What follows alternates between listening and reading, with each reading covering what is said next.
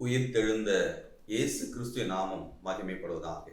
இந்த காலை வேளையில அருளுரித்தின் வாயிலாக உங்களை சந்திப்பதில் மிக்க மகிழ்ச்சியுள்ளனாக இருக்கிறேன். என்னோடு கூட யோவான் 20ஆம் அதிகாரம் அதில் 13வது வசனத்தின் முதல் பகுதியும், அதே யோவான் 20ஆம் அதிகாரம் 15வது வசனத்தின் முதல் பகுதியும் வாசித்து நாம் சிந்திக்கலாம். அவர்கள் அவளை நோக்கி, ஸ்திரீயே, ஏன் அழுகிறாய் என்றார்கள். 15வது வசனம்.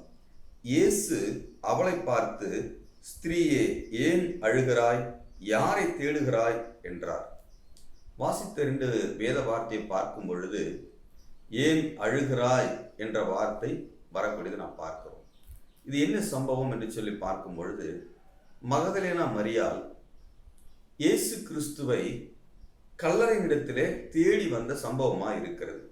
இயேசு கிறிஸ்து உலகத்தின் பாவத்தை சுமந்திருக்கிற தேவாட்டுக்குட்டியாக அவர் உலகத்தின் பாவத்தை சுமந்து மரித்து அடக்கம் பண்ணப்பட்டு 3வது நாள், இந்த 3வது நாள் அதிகாலையில இந்த மகதலேனா மரியாள் இயேசு கிறிஸ்துவை கல்லறையினிடத்தில என்ன செய்கிறார்கள்? வருகிறார்கள், காணும்படியாக வருகிறார்கள். கல்லறை திறந்திருக்கிறது, உள்ளே இயேசு கிறிஸ்துடைய உடல் இல்லை. இதை பார்த்து அவர்கள் இருதயத்திலே கலக்கம் கொண்டு, ஆவியிலே கலக்கம் கொண்டு, கனத்த இருதயத்தோடு கூட கண்ணீரோடு கூட தேடக்கூடியதை நாம் பார்க்கிறோம். சீஷரிடத்திலே ஓடி சொல்கிறார்கள், சீஷரை கல்லறையிடத்திலே கொண்டு வருகிறார்கள். சீஷர் பார்த்து போன பிறகு கூட மகதலேனா மரியாள் போகவில்லை. இது சம்பவம் நம்ம அறிந்திருக்கிறோம். இப்ப இந்த இடத்துல 2 தேவ தூதர்கள் கேட்கிறார்கள். 13வது வசனத்திலே, ஏன் அழுகிறாய்? அவரை நோக்கி, ஸ்திரீயே, ஏன் அழுகிறாய் என்று கேட்கிறார்கள். பாருங்கள், தேவ தூதராய் இருந்தாலும் கூட இந்த மகதலேனா மரியாள் அவர்களை பணிந்து கொள்ளவோ ஆராதிக்கவோ எந்த காரியமும் அவர்கள் அங்கு செய்யவில்லை. எவ்வளவு ஆச்சரியமான காரியம் பாருங்கள். தேவ தூதர்களே கேட்கிறார்கள், ஏன் அழுகிறாய் என்று சொல்லி. பாருங்கள், தேவனுடைய கரங்களினால் சிருஷ்டிக்கப்பட்ட எதுவா இருந்தாலும், அது மரங்களாக இருந்தாலும், அது இந்த உலகத்திலே உயிருள்ள உயிரற்ற எந்த காரியமா இருந்தாலும், சிருஷ்டிகரை தவிர வேற ஒன்றையும் என்ன செய்யக்கூடாது? பணிந்து கொள்ளக்கூடாது என்று சொல்லி மகதலேனா மரியாள் மிக அழகாய் இந்த இடத்துல காண்பிக்கக்கூடியதை நாம் பார்க்கிறோம். தெய்வ தூதர்களாய் இருந்தாலும் அவர்கள் அங்கு பணிந்து கொள்ளவில்லை.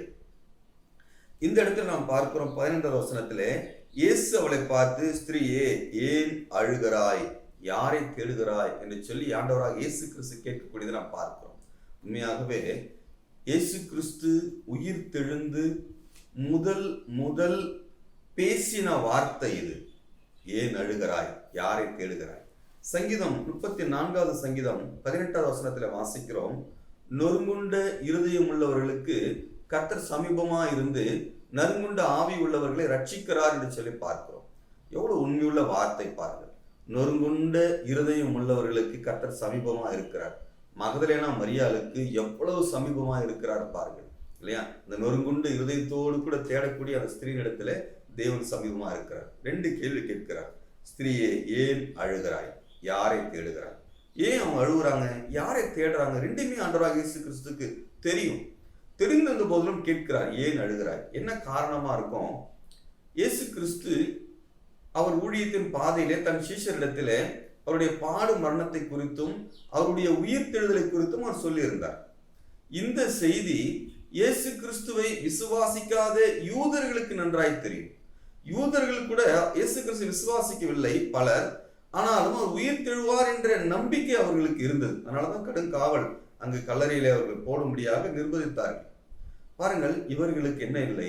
அந்த வேத வார்த்தையின் மீது நம்பிக்கை இல்லை. அதை அவர்கள் மறந்து விட்டார்கள். ஆண்டவர் கேட்கிறார், ஏன் அழுகிறார்? என் வேத வார்த்தையின் மீது, நான் சொன்ன உபதேசத்தின் மீது ஏன் நீ இன்னும் விசுவாசிக்கவில்லை? ஏன் அழுகிறாய், ஏன் தேடுகிறாய்? இல்லையா? நம்முடைய வாழ்க்கையில கூட நாம் அநேக வேளையில கர்த்தருடைய வேத வார்த்தையை நாம் மறந்து அநேக வேளை நாம் என்ன செய்கிறோம்? அவருடைய வாக்குத்தத்தங்களை மறந்து, அவருடைய கட்டளைகளை மறந்து நாம் அழுது கொண்டிருக்கிறோம். உலகத்தை நாம் தேடிக்கொண்டிருக்கிறோம். ஆனால் தேட வேண்டியது என்ன? முதலாவது தேவனுடைய ராஜ்யத்தையும் அவருடைய நீதி நாம் தேட வேண்டும், இல்லையா? அவர் நாம் கவலைப்படாமல் இருக்க வேண்டும். இவெல்லாம் வாக்குத்தத்தங்களாய் விசுவாச வாழ்க்கையில நமக்கு கொடுக்கப்பட்ட வாக்குத்தத்தங்கள், இல்லையா? மரியாள் அழுகிறார். ஆண்டவர் கேட்கிறார், ஏன் அழுகிறார்? பிரியமானவர்களே, அடுத்த இதே பகுதியில 17வது வசனத்தில் பாருங்கள், என்னை தொடாதே, நான் இன்னும் என் பிதாவினிடத்திற்கு ஏறி போகவில்லை.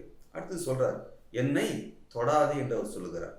பிரியமானவர்களே, இந்த இடத்துல இயேசு கிறிஸ்து மகதலேனா மரியாள் ஒருவேளை யூதர்களின் முறைமையின்படி இயேசு கிறிஸ்துவை சரீர ரீதியாக கனப்படுத்தும்படியாக எப்படி அந்த மார்த்தாள் மரியாள் லாசரு அந்த சம்பவத்திலே அந்த மரியாள் தன் கூந்தலை பரிமள தைலத்தினால் பூசி மகிமை கனப்படுத்தினது போல ஒருவேளை ஏதோ ஒரு காரியத்தினாலே தன் சந்தோஷத்தின் மிகுதியினாலே தேவனை சரீர ரீதியாக கனப்படுத்த அவர்கள் முன் வந்திருக்கலாம். ஆனால் ஆண்டவர் தடை பண்ணிவிட்டார். என் சரீரத்துக்கு காட்டிலும் என் வார்த்தை ஆவிக்குரிய ரீதியான காரியத்துக்கு முதலிடம் கூட என்று சொல்லி சொல்கிறார்.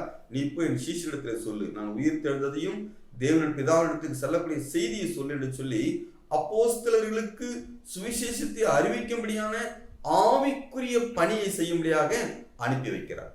தன் சரீரத்திற்கு பணி செய்வதை காட்டிலும் ஆவிக்குரிய பணி செய்ய வேண்டும் என்று சொல்லி ஆண்டவராக இயேசு கிறிஸ்து அனுப்பி வைக்கக்கூடியதை நாம் பார்க்கிறோம். இன்றும் கூட இயேசு கிறிஸ்துடைய உருவ சிலைக்கோ இயேசு கிறிஸ்து இப்படிதான் இருந்தார் என்று சொல்லி கற்பனையாய் செய்யப்பட்ட அந்த பிரேம் போட்ட போட்டோக்கோ நாம் பணிவிடை செய்ய வேண்டாம்.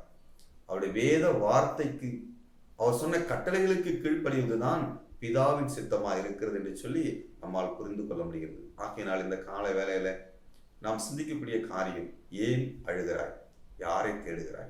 பிரியமானவர்களே, நம்முடைய இருதய நொறுக்கப்பட்டதை அவர் அறிந்திருக்கிறார். நாம் உண்மையாய் நொறுக்கப்பட்டு கர்த்தரை தேடும் போது அவர் சமீபமா இருக்கிறார். அவர் என்ன விரும்புகிறார்? வேத வார்த்தையை நிறைவேற்ற வேண்டும், வேத வார்த்தையை விசுவாசிக்க வேண்டும். இது இந்த காலையில் நாம் செய்து அவர் நாமத்தை மகிமைப்படுத்துவோம். கர்த்தரின் சிந்தனைகள் நமக்கு ஆசீர்வதிப்பாராக.